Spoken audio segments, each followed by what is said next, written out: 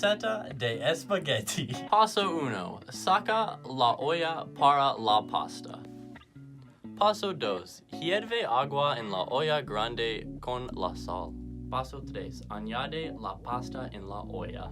Paso 4. Cocina la pasta en la olla para 8 minutos. Paso 5.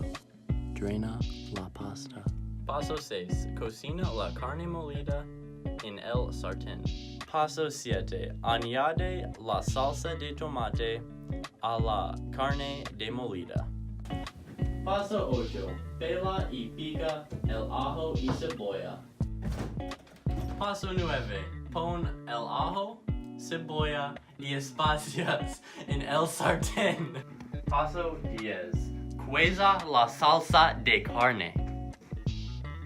Cueza la salsa de carne. Paso 11. Pon la pasta en la plata. Paso 12. Añade la salsa de carne a la pasta. Paso 13. Añade el queso parmesano a el espagueti. Paso 14. Adorna el espagueti con la albahaca. Paso 15. Disfruta! Maybe I should get a different step 1 that doesn't list every single ingredient. El hoja. That's wrong. That is wrong.